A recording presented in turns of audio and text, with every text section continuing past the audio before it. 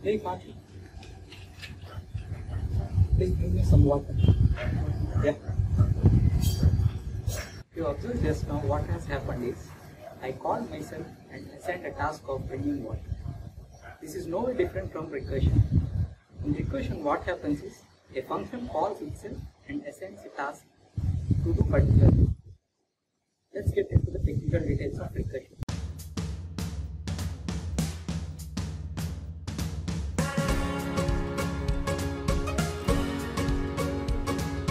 Let's now understand the concept of recursion.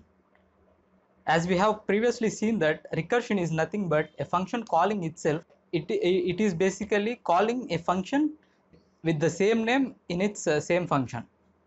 Let's see the basic structure of recursion. As we can see here, a function is defined, and inside the function with the same definition of the function name, we have called the function to do specific task. Now let's consider a simple program to understand recursion in more depth. We can see the program here, which consists of a main program, and inside main we have a function called as fun, which is doing specific task. Let's now analyze this program to understand recursion. As we know, the data structure used for recursion is nothing but stack. Everything that happens in recursion gets stored on the stack, so we consider a data structure called as stack here. The program execution starts from main, and whenever main is called, we know that main itself is a function, and activation record of main gets pushed onto the stack. And then the second line of main program is nothing but n equal to 3. We know an activation record typically contains many things like return address, and it stores local data.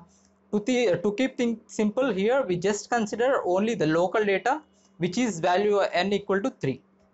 So the activation record of main contains the local data, that is n equal to 3. Now as we see, the next statement is printf %d function of n, which is nothing but calling a function. An activation record of fun of 3 gets stored on the stack. As the fun of 3 called, we actually pass our control to the function to execute the function program. So the control passes to fun of 3, and we analyze the program fun of 3 here. As 3 is equal to 1, which is false, we execute the else block here, and the else block says return 1 plus fun of 2. Here again a function is called, so we push another record onto the stack, which is nothing but fun of 2.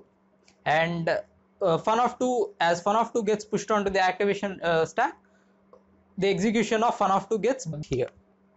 Fun of 2 starts its execution. If 2 is equal to 1, which is false, else block again gets executed, and which returns 1 plus fun of 1. Again here fun of 1 is called, so activation record of fun of 1 again gets pushed onto the stack.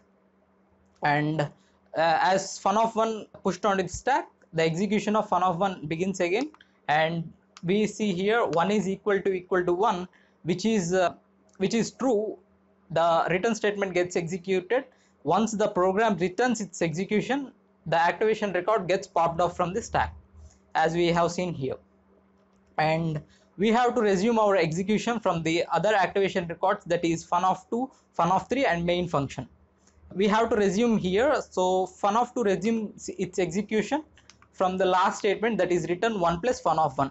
As we know, the fun of 1 returned the value 1, so here the return value for fun of 2 will become 1 plus 1, which is nothing but 2.